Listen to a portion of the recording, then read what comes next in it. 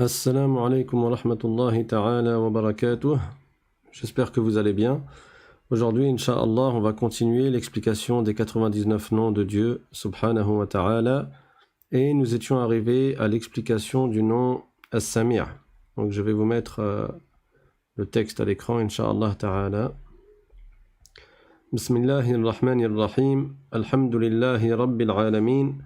وصلى الله وسلم على سيدنا محمد طه الأمين وعلى آله وصحبه الطيبين الطاهرين اللهم لا سهل إلا ما جعلته سهلا وأنت يا حي يا قيوم تجعل الحزن إذا شئت سهلا اللهم علمنا ما جهلنا وذكرنا ما نسينا وانفعنا بما علمتنا وزدنا علما. La louange est à Allah, le Seigneur des mondes, et que l'honneur et l'élévation en degrés soient accordés à notre maître Muhammad, sallallahu alayhi wa sallam. Nous demandons à Allah de nous faire apprendre ce que nous ignorons, de nous rappeler ce que nous avons oublié et de nous faire augmenter en connaissance. Et nous lui demandons de nous préserver de l'état des gens de l'enfer. Et nous demandons à Allah qu'il nous accorde une intention sincère. Lillahi ta'ala. Donc toujours dans l'explication des noms d'Allah, subhanahu wa ta'ala, les 99 noms de Dieu qui ont été cités dans le hadith de At-Tirmidhi, entre autres. Nous sommes arrivés donc au 27e, le nom As-Sami'. As-Sami', cela veut dire que Allah ta'ala entend toute chose par son ouïe qui est éternel. Il entend sans oreille ni aucun autre organe, car les organes sont des parties du corps et les corps sont des créatures. Allah Ta'ala dit dans le Coran wa huwa as-sami'ul basir, c'est-à-dire et il est celui qui entend et qui voit. Dans Surat Ash-Shura, le verset qui est très connu qui est laysa kamithlihi shay' wa huwa as-sami'ul basir, c'est du moins une partie du verset numéro 11. Laysa kamithlihi shay', ça veut dire que Dieu, rien n'est tel que lui. C'est-à-dire qu'Allah n'a absolument aucune ressemblance avec ses créatures, d'aucune manière que ce soit.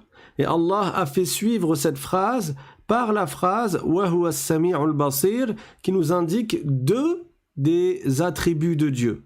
As-sam' et al-basar, l'ouïe et la vue. Là, nous sommes en train de voir le premier des deux qui est as-sam'.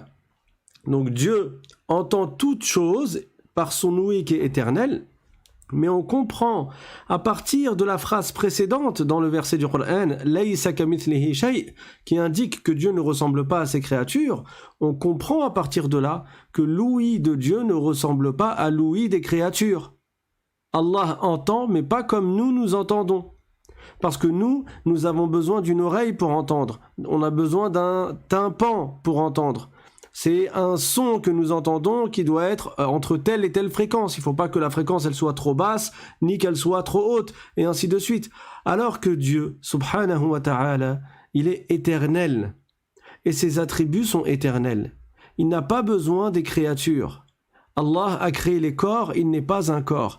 Il a créé les organes, il n'a pas d'organes. Nous avons vu en long et en large ce sujet-là, et il revient à chaque fois parce que les attributs de Dieu ne ressemblent pas aux attributs des créatures. Donc quand on parle de as-sam' au sujet d'Allah subhanahu, on dit alors qu'il entend, que Dieu entend, mais sans oreille, ni aucun autre organe. Pourquoi ? Parce que les organes sont des parties du corps et les parties du corps, c'est des volumes, c'est des quantités. Or, Allah Ta'ala dit dans le Coran wa kullu shay'in 'indahu bimiqdar, c'est-à-dire que Dieu a créé toute chose avec une quantité. Les créatures ont des quantités, qu'elles soient petites ou grandes. Toutes petites quantités comme le grain de sésame, le grain de pois chiche, de hummus, le grain de moutarde, ça c'est des petites quantités, c'est des tout petits volumes. Ce sont des petits corps. Et il y a les grands corps, comme le soleil, comme la lune, comme les cieux, comme le paradis. Ça, c'est des grands corps. Et le plus grand des corps, c'est le trône, al-arsh. Les corps, qu'ils soient grands ou petits, ils ont une quantité. Ils ont un volume. Ils ont une délimitation. Ils ont des dimensions. Et Allah est le créateur des corps, c'est le créateur des volumes, c'est le créateur des quantités, c'est le créateur des dimensions. Donc il n'est pas concerné par les attributs des créatures. C'est pour cela que Abu Ja'far al-Tahawi radiyallahu anhu a dit dans son traité qui est très connu, son épître Al-Aqidatu al-Tahawiyya, il a dit وَمَنْ وَصَفَ اللَّهَ بِمَعْنًا مِنْ مَعَانِ الْبَشَرِ فَقَدْ كَفَرَ. C'est-à-dire quiconque attribue à Dieu un des attributs des humains, cette personne-là n'est pas musulmane, cette personne-là aura mécru. Donc, on dit et on a pour croyance en tant que musulman qu'Allah Ta'ala entend toute chose, mais on n'attribue pas à Dieu l'oreille. Parce que le fait d'attribuer à Dieu une oreille, ça revient à dire que Dieu est un corps.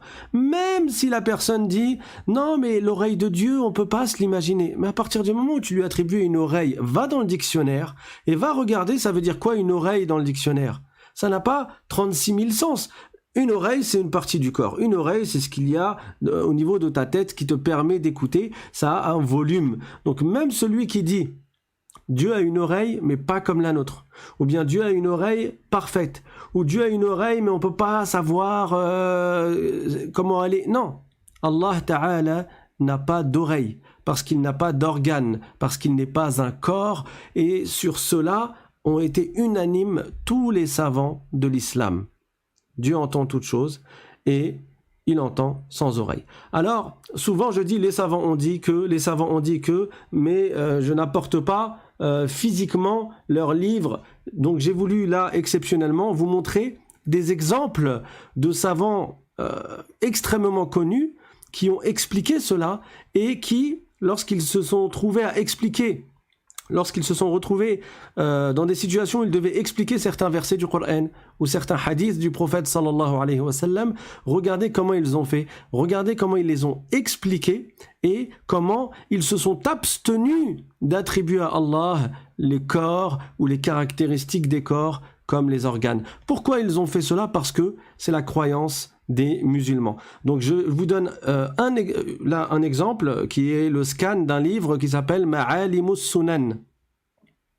Sharh Sunan Abi Daoud. Donc c'est le commentaire du livre qui est très connu, qui est le livre Sunan Abi Daoud. Donc ce livre-là, Ma'alimus Sunan, a été écrit par l'imam Abu Sulayman al-Khattabi. Abu Sulayman al-Khattabi, c'était, pour vous indiquer le niveau de cette personne, c'était le cheikh de l'imam al-Bayhaqi. C'était le cheikh de l'imam al-Bayhaqi. Il est décédé il a vécu dans le 4e siècle. Donc, qu'est-ce que cet homme-là nous dit dans son livre? Donc, c'est dans le 2e tome, le 2e volume de ce livre, en page 303. Il a dit, قال الشيخ وضعه إصبعه على أذنه وعينيه عند قراءته سميعا بصيرا معناه إثبات صفة السمع والبصر لله سبحانه لا إثبات الأذن والعين لأنهما جارحتان والله سبحانه موصوف بصفاته منفي عنه ما لا يليق به من صفات الآدميين ونعوتهم ليس بذي جوارح ولا بذي أجزاء وأبعاض ليس كمثله شيء وهو السميع البصير. Donc Abu Sulayman al-Khattabi, il commente un hadith rapporté par Abu Daoud. C'est le hadith qu'il y a dans l'avant-dernier paragraphe de la page. Donc, il est écrit dans ce hadith que le prophète sallallahu alayhi wa sallam a cité un verset du Coran. Inna Allah ya'murukum an tu'addu al-amanati ila ahliha. Jusqu'à la fin du verset, dans lequel il est écrit Sami'an basira. Donc, cette partie du verset indique que Allah entend tout et qu'il voit tout. Et le compagnon qui rapporte ce hadith, il dit, j'ai vu le prophète sallallahu alayhi wa sallam, au moment où il a récité Sami'an basira, je l'ai vu avec son pouce et son index, je l'ai vu poser son pouce et son index au niveau de son œil et de son oreille. Il a dit, قال رأيت رسول الله صلى الله عليه وسلم يضع إبهامه على أذنه والتي تليها على عينه. Il a dit رأيت رسول الله صلى الله عليه وسلم يضع إبهامه على أذنه والتي تليها على عينه. Donc le compagnon dit, j'ai vu le prophète sallallahu alayhi wa sallam mettre son pouce au niveau de son oreille et son index au niveau de son œil. Alors, Abu Sulayman al-Khattabi, cet illustre savant, il explique le hadith et il dit, attention, n'allez pas prendre le sens apparent, n'allez pas croire que le prophète a visé par là l'attribution à Dieu d'une oreille et d'un œil, quand il a parlé de l'ouïe et de la vue de Dieu dans le verset du Coran. Je vais donc vous traduire la parole de Abu Sulayman al-Khattabi. Il a dit, le fait que le prophète sallallahu alayhi wa sallam a posé son doigt sur son oreille et sur son œil au moment où il a récité Sami'an Basira, qui indique que Dieu entend tout et qu'il voit tout, cela signifie l'attribution à Allah de l'ouïe et de la vue. Et Dieu, qui est exempt d'imperfection, le prophète n'a pas voulu lui attribuer l'oreille et l'œil, car, il a dit, car l'oreille et l'œil sont des organes. والله سبحانه موصوف بصفاته منفي عنه ما لا يليق به من صفات الآدميين. Et Allah a ses attributs à lui et on ne lui attribue pas, il n'est pas attribué par des choses qui ne lui sont pas dignes, c'est-à-dire les attributs des êtres humains et les caractéristiques des humains. Ensuite, il a dit Laysa bidhi jawarih, Dieu n'a pas d'organes, wala bidhi ajza, Dieu n'a pas de partie. Vous vous rappelez, Allah est al-ahad, il est indivisible, il n'est pas un corps ayant plusieurs parties. Et à la fin, il a fini en disant Laysa kamithlihi shay'un wa huwa as-sami'ul basir, c'est-à-dire rien n'est tel que lui et Allah est celui qui entend et qui voit. Donc voilà un exemple de savant reconnu qui a expliqué le hadith en rejetant l'idée que Dieu aurait des organes, que Dieu aurait une oreille ou que Dieu aurait un œil. Donc là, nous sommes dans l'explication du nom As-Sami' et voilà un exemple de savants qui ont expliqué que Allah Ta'ala n'a pas d'organes. Un deuxième exemple pour le même attribut, c'est donc l'élève de Abu Sulayman al-Khattabi qui est le Hafiz al-Bayhaqi. Son nom est très connu dans le monde musulman parce que c'est un illustre savant shafi'ite. Il a vécu dans le 5e siècle de l'Hégire, donc il est décédé en 458 de l'Hégire, et c'était un hafiz, donc c'était un des savants les plus reconnus dans le madhab shafi'ite, précisément dans la science du hadith, les hadiths du prophète sallallahu alayhi wa sallam. Son livre s'intitule Al-Asma' wa Sifat, Kitabu Al-Asma'i wa Sifat du Hafiz al-Bayhaqi. Qu'est-ce qu'il nous dit dans l'explication du même verset et du même hadith, dans lequel il est dit que le prophète, quand il a parlé des attributs de Dieu, l'ouïe et la vue, en citant un verset du Coran, il a posé son pouce au niveau de son oreille, il a posé son index au niveau de son œil. Cela ne veut pas dire que le prophète a attribué une oreille et qu'il a attribué un œil à Dieu, wal'iyadhu billahi ta'ala. Bien au contraire. Donc, il est écrit, قال أبو هريرة رضي الله عنه رأيت رسول الله صلى الله عليه وسلم يقرأها ويضع إصبعيه. Donc, il dit, Abu Huraira a raconté le hadith en disant, j'ai vu le prophète mettre ses doigts au niveau de son œil et de son oreille. Al-Bayhaqi nous dit, قلت والمراد بالإشارة المروية في هذا الخبر تحقيق الوصف لله عز وجل بالسمع والبصر. Donc il dit la même chose. Il dit ce qui est visé par le fait d'indiquer l'oreille et l'œil, c'est uniquement le fait d'attribuer à Dieu l'ouïe et la vue. فأشار إلى محلي السمع والبصر منا لإثبات صفة السمع والبصر لله. Donc le prophète a indiqué l'endroit de l'ouïe et l'endroit de la vue nous correspondant à nous lorsqu'il a parlé de l'ouïe de Dieu et de la vue de Dieu. Mais pas pour attribuer à Dieu le fait d'avoir une oreille et le fait d'avoir un œil. Et à la fin, il dit dans la dernière ligne qui est soulignée en rouge, وَلَيْسَ فِي الْخَبَرِ إِثْبَاتُ الْجَارِحَةِ تَعَالَى اللَّهُ عَنْ شَبَهِ الْمَخْلُوقِينَ عُلُوًّا كَبِيرًا. Il n'y a pas en cela, il n'y a pas dans ce hadith l'affirmation que Dieu aurait un organe, car Dieu est exempt. Ta'ala, ça veut dire il est exempt d'avoir une quelconque ressemblance avec ses créatures, et ce de la plus grande exemption. Donc ça veut dire que Dieu ne ressemble pas à ses créatures et il n'a pas d'organe. L'attribut suivant, Al-Basir, indique ou signifie qu'Allah Ta'ala est celui qui voit toute chose par sa vue éternelle. Et là encore, on dit que Dieu voit sans œil ni aucun autre organe. Certains se sont égarés et se sont trompés lorsqu'ils ont mal interprété et mal compris des versets du Coran et des hadiths du prophète sallallahu alayhi wa sallam, dans lesquels le terme al-ayn ou ayn est attribué à Allah Ta'ala. Et le mot ayn, qu'est-ce qu'il veut dire? Pour ceux qui connaissent un peu la langue arabe, al-ayn, c'est un œil. Sauf que al-ayn, c'est pas seulement un œil. Al-ayn, ce mot-là, il vient dans le sens de la source.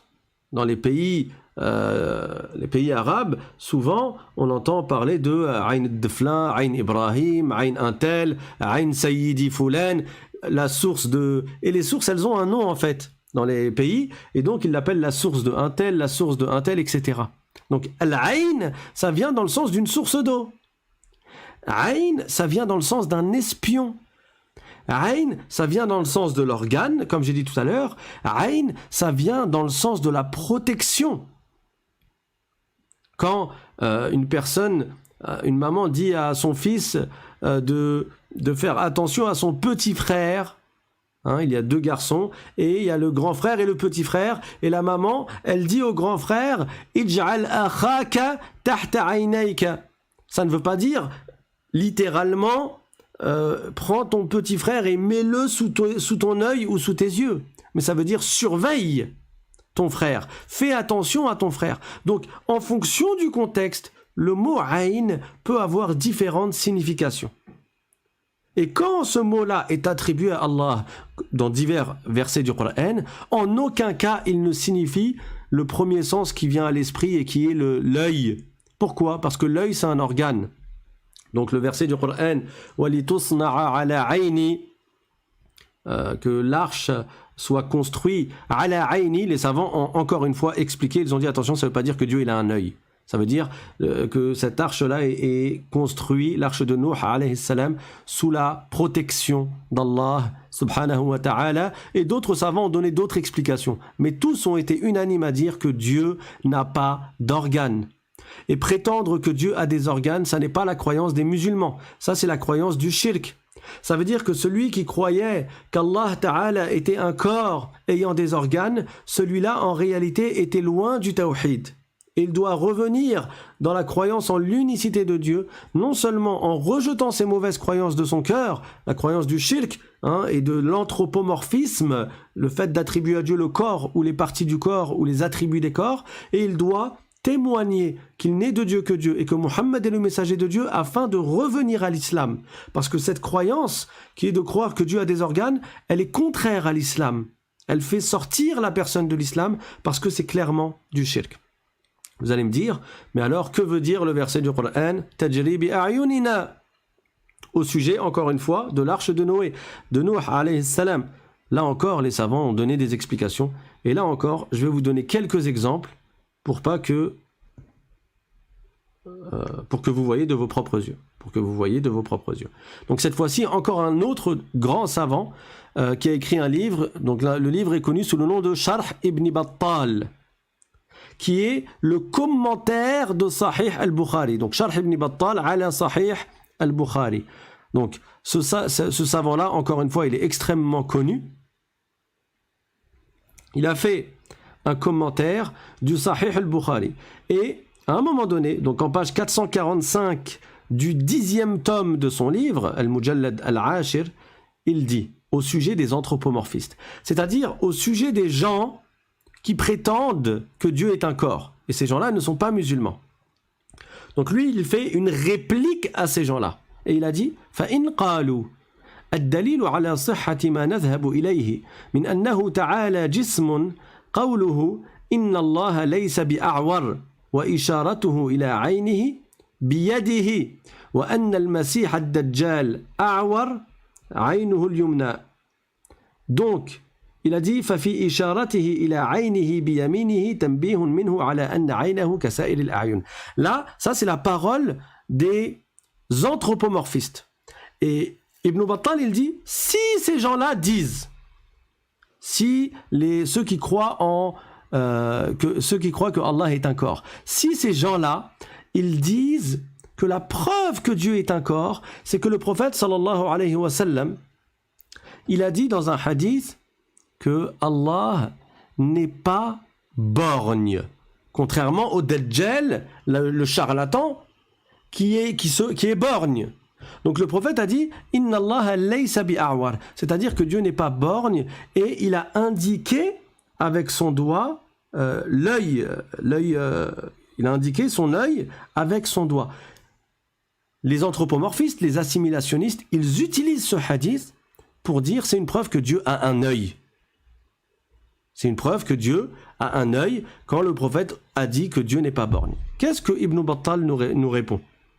Il dit قلنا, donc nous répliquons et nous disons تقدم في دليلنا استحالة كونه جسما, c'est-à-dire nous avons déjà donné la preuve que Dieu n'est pas un corps. لاستحالة كونه محدثا, parce qu'il est impossible que Dieu soit entré en existence. Or le corps c'est ce qui est entré en existence justement.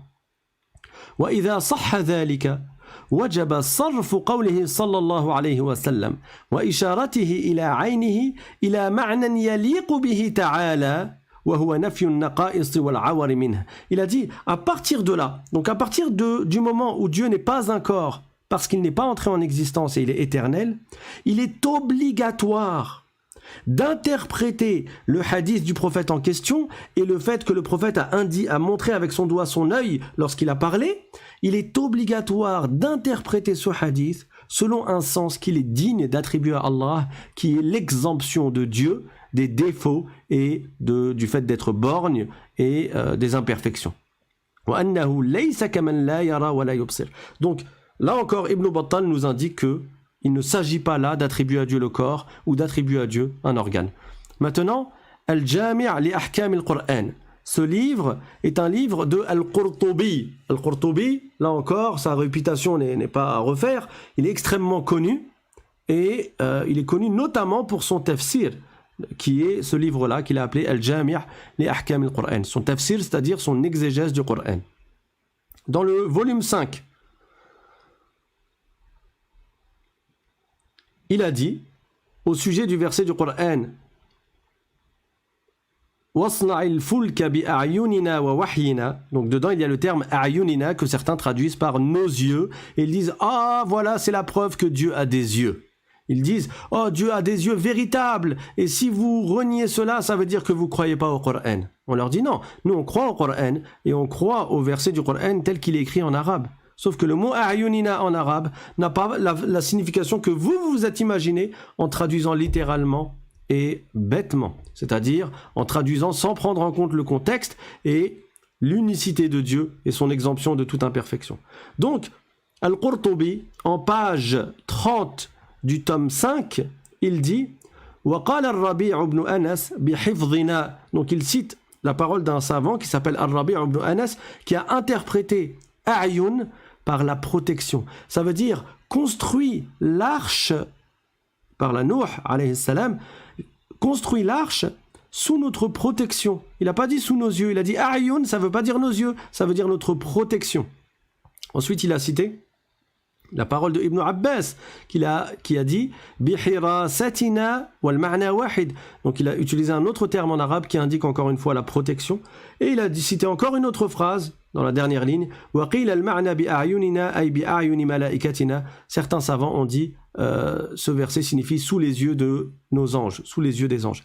Donc vous voyez à quel point les savants ils insistent et ils font attention à ne pas attribuer à Allah l'organe. Donc la dernière, Inch'Allah, Bon, exceptionnellement, hein, je ne vais pas vous mettre des scans tous les jours, et vous voyez qu'à la fin ça devient répétitif, mais c'est pour vous montrer que les savants de Ahlus Sunnati wal Jama'a ont exempté Allah du corps et des organes. Et tout musulman doit exempter Allah du corps et des organes. Parce que celui qui attribue à Allah le corps et les organes, en réalité, celui-là, il n'a pas connu Dieu, il n'a pas adoré Dieu, il aura adoré un corps et des organes. Il aura adoré un corps ayant des organes.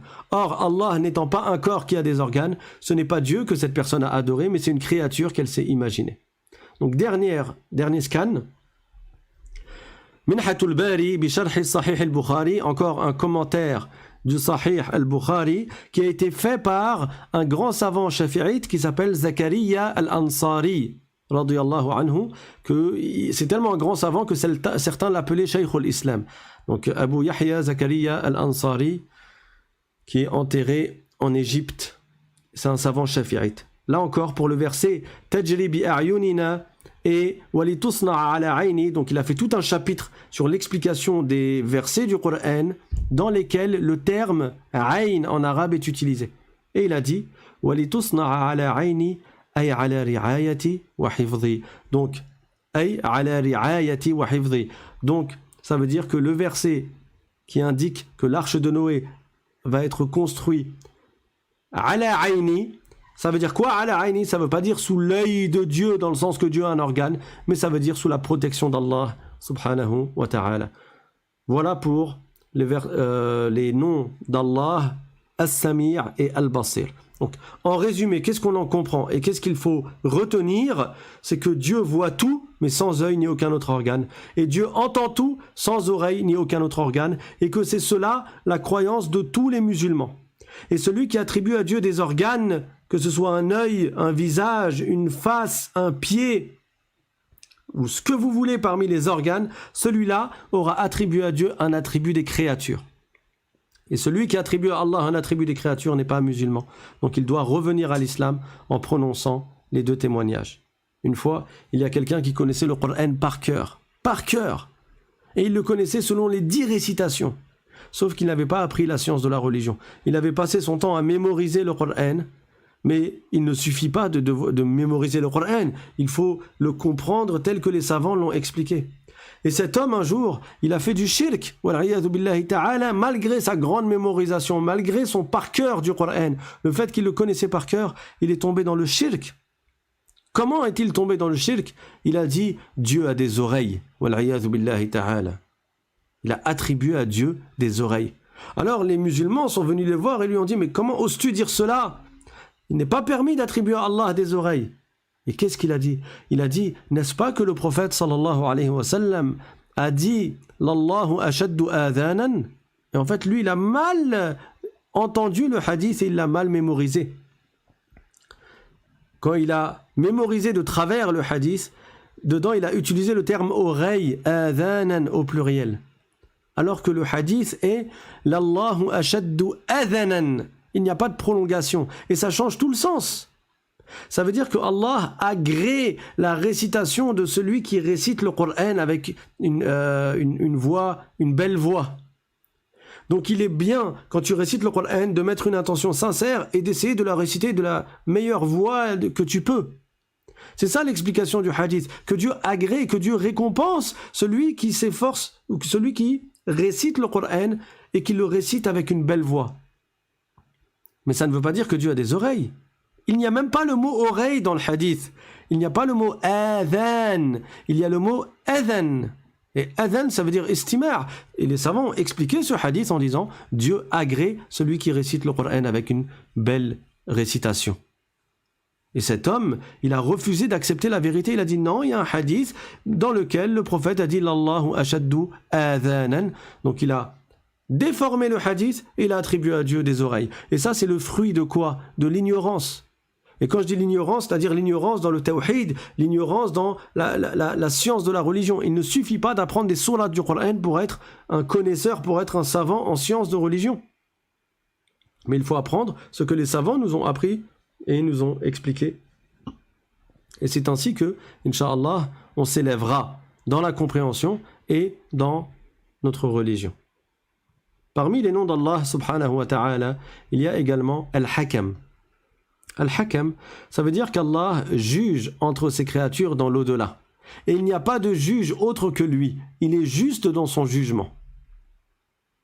Oui, il n'y a pas de juge autre qu'Allah Ta'ala dans l'absolu. Au jour dernier, c'est Dieu qui va nous juger. Et il dit dans le Coran, وَهُوَ خَيْرُ الْحَاكِمِينَ, c'est-à-dire Allah est le meilleur des juges.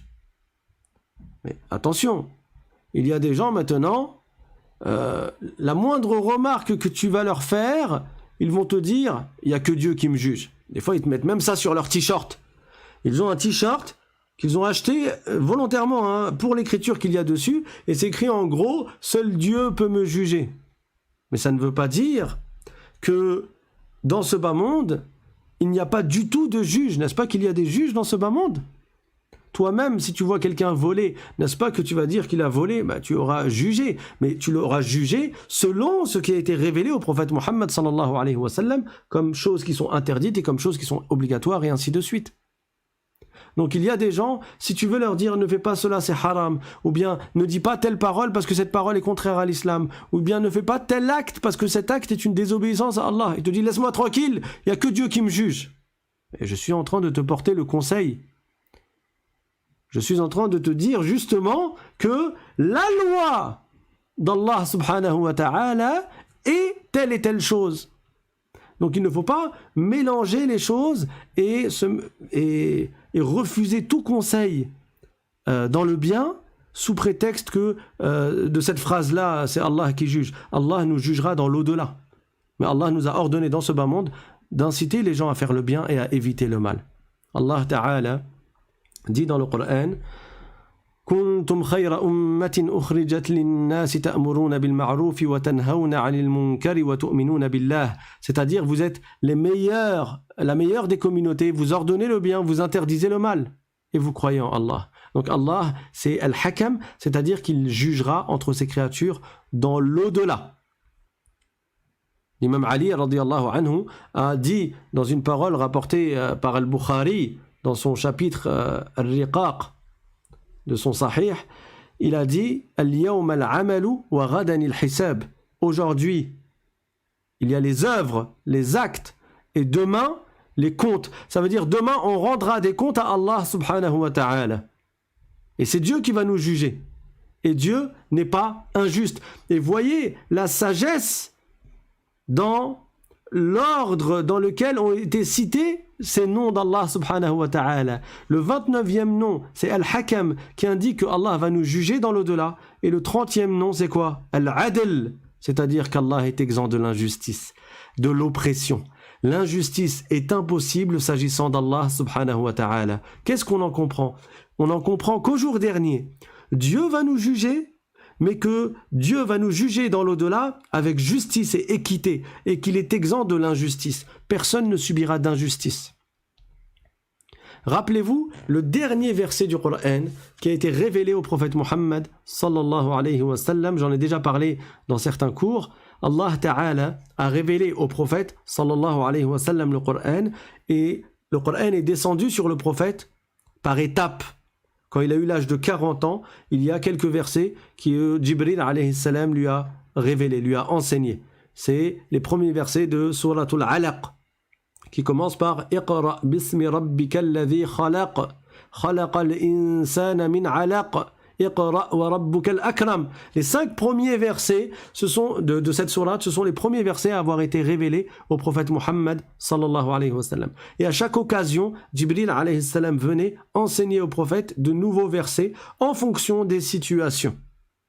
Jusqu'au dernier verset qui a été révélé au prophète sallallahu alayhi wa sallam. Et c'est lequel? C'est le suivant. وَاتَّقُوا يَوْمًا تُرْجَعُونَ فِيهِ إِلَى اللَّهِ ثم توفى كل نفس ما كسبت وهم لا يظلمون. C'est-à-dire, et préparez-vous et craignez ce jour, craignez un jour, préparez-vous pour un jour dans lequel vous reviendrez au jugement d'Allah. Vous serez jugé par Dieu. Allah va vous juger pour tout ce que vous avez fait dans ce bas monde. Chaque personne aura la rétribution de ce qu'elle aura acquis dans ce bas monde, de ce qu'elle aura accompli dans ce bas monde comme acte. وَهُمْ لَا يُظْلَمُونَ Et ils ne subiront pas d'injustice, mais ils auront ce qu'ils mériteront. Allah Ta'ala est juste et n'est pas injuste. Et parmi ces noms, il y a Al-Adl. Allah Ta'ala dit dans le Coran وَمَا رَبُّكَ بِظَلَّامٍ لِلْعَبِيدِ C'est-à-dire, ton Seigneur n'est pas injuste envers les esclaves. Parmi les noms d'Allah, il y a également Al-Latif. Alors les savants en ont donné plusieurs explications. Parmi les explications du nom Al-Latif, les significations, il y a celui qui est bienfaisant envers ses esclaves, d'où ils ne s'attendent pas. Allah Ta'ala, il t'accorde des bienfaits qui sont innombrables, n'est-ce pas? Tes respirations. Tu vois cette respiration-là. Si tu ne l'avais pas, si tu n'étais pas capable de souffler et d'inspirer, d'expirer et d'inspirer, tu serais comment? Dans quel état serais-tu? Donc, chaque respiration, chaque fois que Dieu t'accorde la force d'expirer, puis d'inspirer à nouveau, c'est une grâce de Dieu, c'est un bienfait de la part d'Allah Ta'ala. Dieu est bienfaisant envers ses esclaves. Et combien de fois il nous est attribué ou il nous est accordé des bienfaits par des voies que l'on ne s'attendait même pas. Allah est Al-Latif. Et donc, on se doit de le remercier. Et souvent, les gens, quand ils ont peur qu'une épreuve leur tombe dessus dans certains pays, où ils demandent à Allah justement de leur accorder sa bienfaisance et de leur accorder du bien et de les protéger du mal, qu'est-ce qu'ils disent? Ils disent « Ultuf bina ya latif ». Ultuf bina, ils demandent à Allah Ta'ala la préservation et la protection et le fait de leur accorder ce bien, même de là où ils ne s'attendent pas. Ya Latif, ô toi qui es Al-Latif. Donc Al-Latif fait partie des noms de Dieu. Et certains savants ont dit que Al-Latif veut dire également celui qui n'est pas atteint par l'imagination. Et il y a une règle que l'imam Ahmad ibn Hanbal radiyallahu anhu a énoncée. Il a dit Mahma tasawwarta bibalik, fallahu bi khilafi dhalik. C'est-à-dire, quoi que tu puisses imaginer, Dieu en est différent. Dieu ne ressemble pas à ses créatures. Et tout ce qui te passe à l'esprit comme image, c'est une créature, ça n'est pas Allah Ta'ala, car Allah n'est pas atteint par les imaginations. Et le prophète sallallahu alayhi wa sallam a dit La fikrata fir rabb, c'est-à-dire qu'on ne peut pas imaginer le créateur. Parmi les noms d'Allah, il y a également Al-Khabir. Al-Khabir, ça a un sens proche de Al-Alim. Parce que ces deux noms indiquent ou nous mentionnent la science d'Allah subhanahu wa ta'ala. Al-Khabir, c'est celui qui sait la réalité des choses et rien ne lui est caché. Il sait les choses dans leur totalité et dans leurs détails. Il sait toutes choses avant qu'elles n'arrivent. Sa science ne change pas. Dieu ne change pas et tous ses attributs ne changent pas. Donc, Allah Ta'ala, rien n'échappe à sa science et on a déjà expliqué cela en détail dans l'attribut, dans le nom de Dieu, dans l'explication du nom de Dieu Al-Alim. Allah Ta'ala sait les choses dans leur totalité et dans leurs détails. Nos intentions, les idées qui traversent nos esprits, Dieu le sait. Ce qu'il y a dans notre cœur, Allah le sait. Allah Ta'ala dit dans le Coran Ala ya'lamu man khalaqa وهو اللطيف الخبير ألا يعلم من خلق وهو اللطيف الخبير. C'est-à-dire, Allah ne sait-il pas ce qu'il a créé alors qu'il est justement Al-Latif Al-Khabir.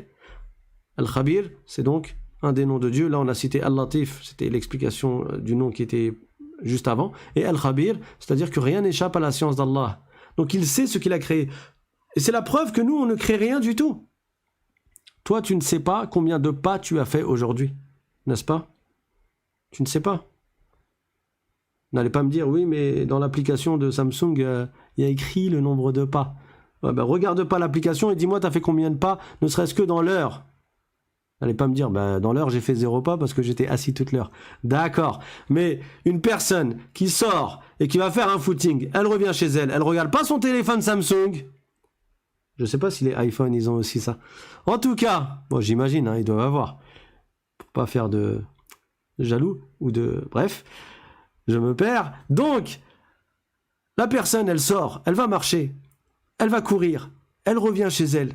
Elle n'est pas capable de savoir combien de pas elle a fait. Combien il y a de cheveux sur ta tête, dans le cas où tu n'es pas chauve. Tu ne sais pas combien tu as de cheveux sur ta tête. Donc toi, tu ne crées rien du tout. Si tu créais les choses, tu saurais exactement en détail ce que tu aurais créé. Mais nous, on ne crée rien du tout. Allah nous a accordé une capacité à agir, à faire. Nous faisons des actes. C'est une acquisition. Comme Dieu dit dans le Coran. Laha ma kasabat wa alayha ma iktasabat. C'est-à-dire que la personne, dans l'au-delà, elle aura en sa faveur le bien qu'elle a accompli, qu'elle a acquis. Et elle aura contre elle le mal qu'elle a acquis. Al-kasb, c'est ça ce que nous avons nous. C'est une acquisition des actes. Mais qui est le créateur de ces actes? C'est Allah. Allah a dit dans le Coran, Wallahu khalaqakum wa ma ta'malun. Dieu il vous a créé vous et il a créé vos actes. Donc Dieu a créé toutes choses et il sait ce qu'il a créé. Subhanahu wa ta'ala, rien n'échappe à sa science. Il sait qui ira au paradis, qui ira en enfer. Il sait toutes choses et rien n'échappe à sa science. Et on va s'arrêter là, Inch'Allah, pour aujourd'hui. Si vous avez des questions, vous les écrivez dans le forum de discussion dans le chat. Walhamdulillahi Rabbil Alamin. Wa sallallahu wa sallam ala sayyidina Muhammadin Taha al-Amin. Wa ala alihi wa sahbihi at-tayyibin at-tahirin. Donc,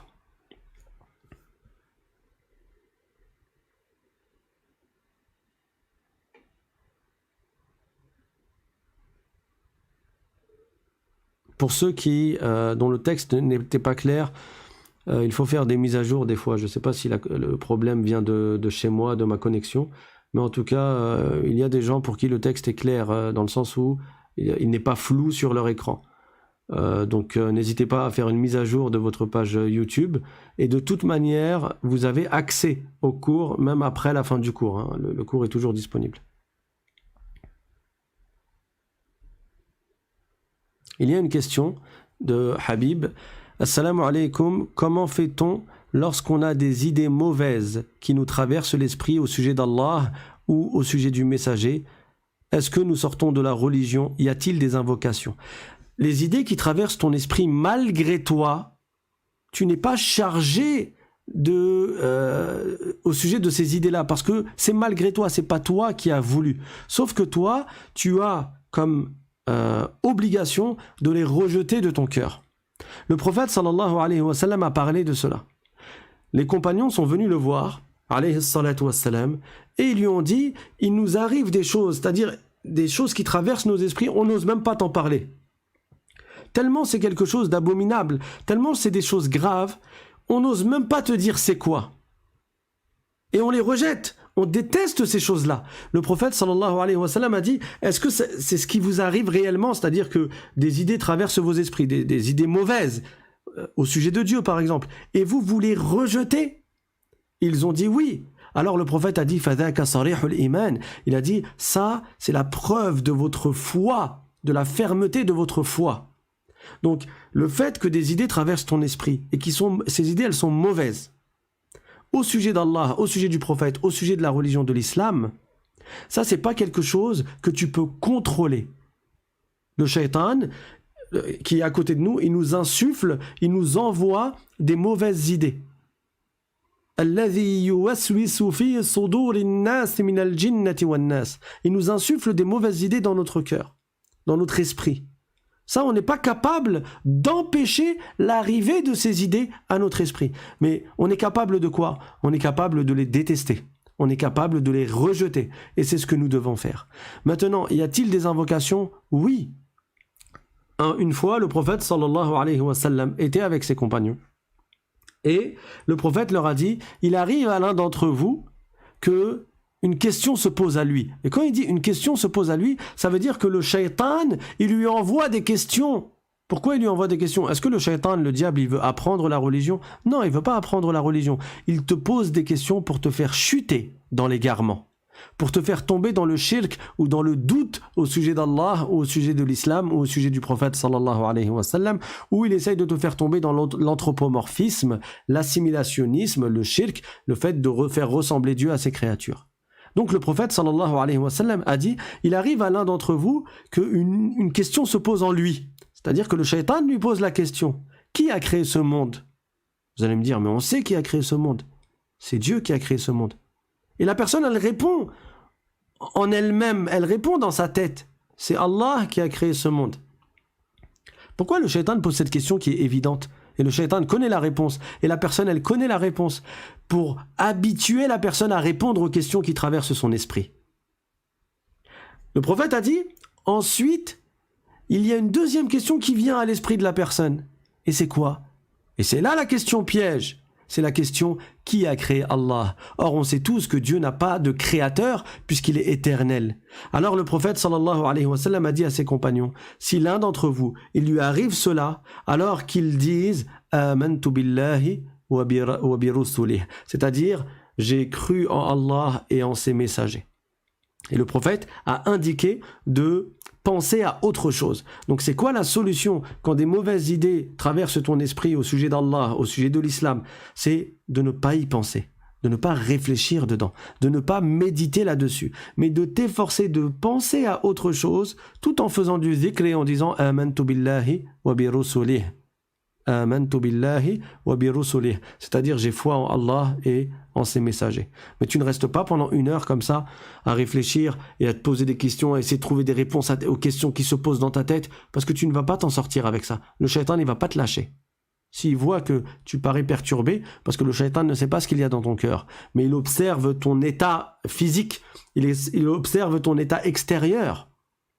Et quand il voit que tu es perturbé, eh ben il en rajoute. Il t'embête encore plus.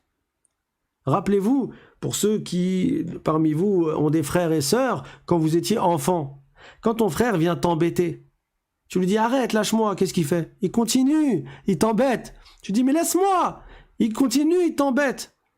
Et tu peux lui dire « Laisse-moi » 1000 fois.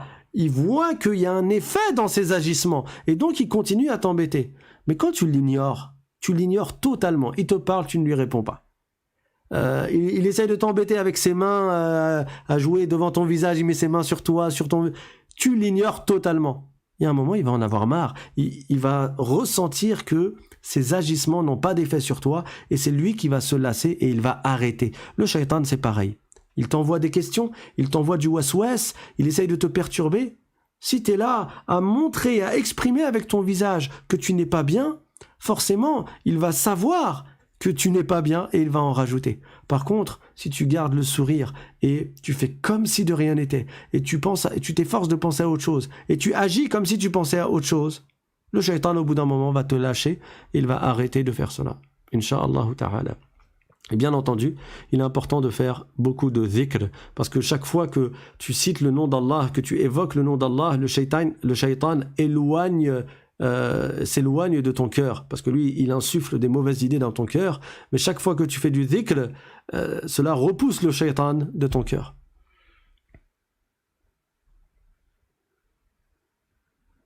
Il y a une question de Dunya. Assalamu alaikum, j'entends souvent cette expression Ya Latif, peut-on dire cela? Oui, c'est un nom de Dieu. Ya Latif, tu appelles Allah, tu t'adresses à Allah. Tu demandes la protection par le nom d'Allah, la bénédiction, la baraka par le nom d'Allah. N'est-ce pas que tu peux dire Ya Allah? Tu peux dire Ya Rahman, Ya Quddus, Ya Salam. Tu peux dire également Ya Latif. Qu'en est-il de la signification de Al-Latif? On vient de le voir dans le cours. Je t'invite à revoir, à réécouter le cours. Al-Latif, on a dit, ça a plusieurs explications. Certains ont dit que ça veut dire qu'Allah Ta'ala, on ne peut pas le circonscrire dans nos imaginations, on ne peut pas l'atteindre dans nos imaginations. Et on a cité la parole de l'imam Ahmed ibn Hanbal radiyallahu anhu. Et d'autres savants ont dit ça veut dire qu'Allah Ta'ala accorde sa bienfaisance par des voies que l'on ne voit même pas arriver.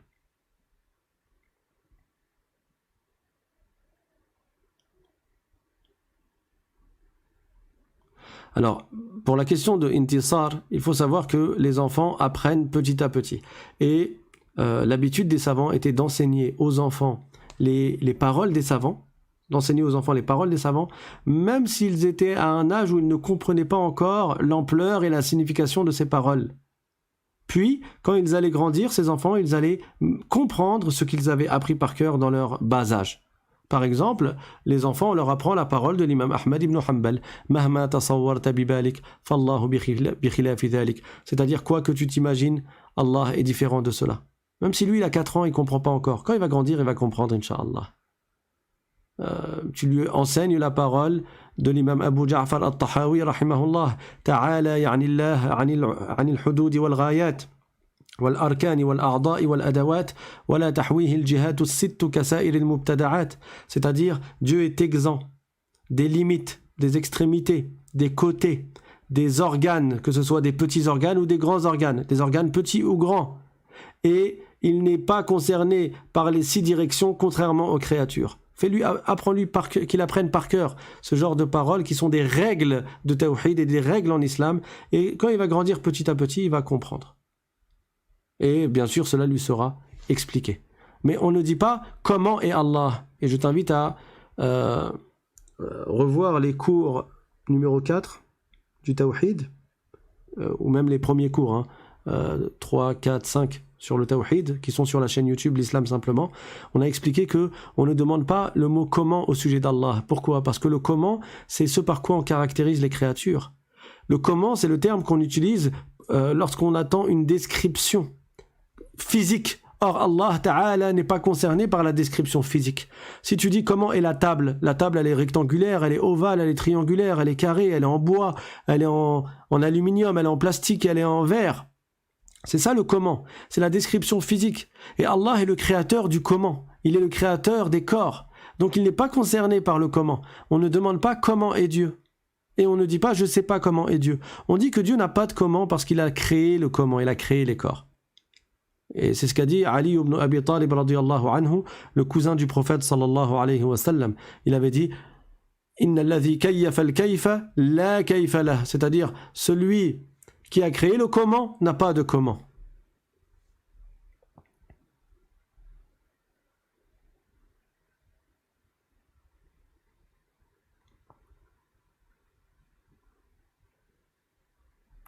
Il y a une question. Est-ce que boire de l'eau coranisée régulièrement peut empêcher le shaitan d'influer sur nous? Il y a du bien, il y a de la baraka dans le fait de boire de l'eau sur laquelle a été, ou dans laquelle a été récité du Coran. Une personne qui récite correctement, un imam, un cheikh, il va réciter du Coran et après il va souffler dans la bouteille et la personne, elle boit cette eau-là. Il y a de la baraka, il y a un bien. Inch'Allah, ça peut être une cause pour éloigner le shaitan et sa nuisance.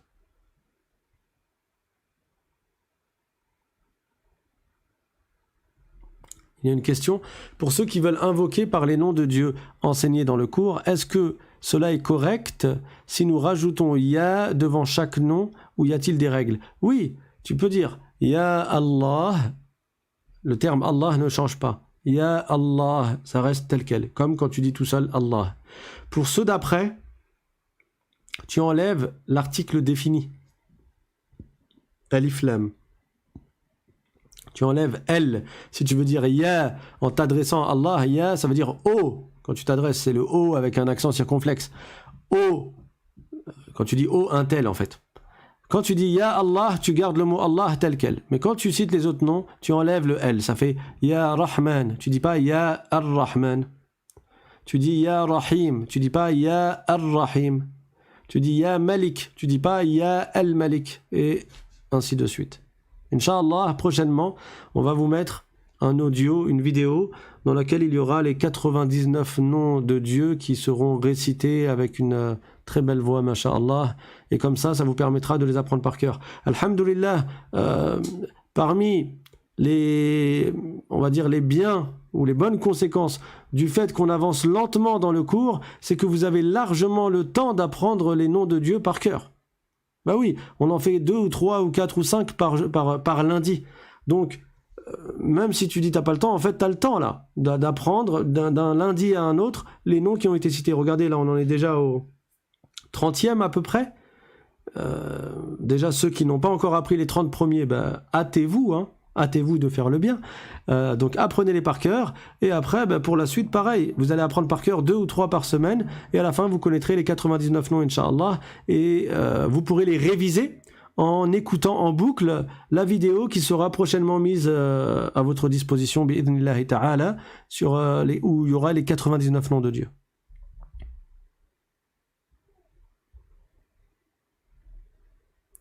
Alors, pour les questions assez particulières ou précises, si vous voyez ce que je veux dire, posez-les-moi plus par mail. Posez ici les questions dans le forum de discussion qui peuvent être plus générales, on va dire.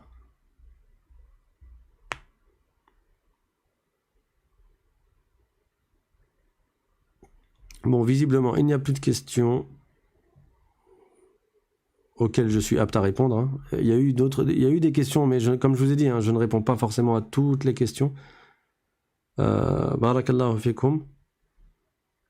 Pour ceux qui viennent d'avoir le lien que maintenant, parce que là je viens de voir un message, inscrivez-vous pour recevoir le lien à l'avance, Inch'Allah, avant le cours.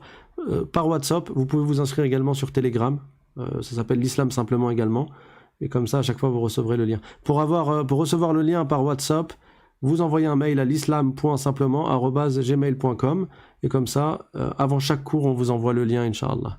Barakallahu fikum. Walhamdulillahi rabbil alamin. Wa sallallahu wa sallam ala sayyidina Muhammad. Wa ala alihi wa sahbihi at-tayyibin at-tahirin. Subhana rabbika rabbil izzati amma yasifun. وسلام على المرسلين والحمد لله رب العالمين والسلام عليكم ورحمة الله تعالى وبركاته.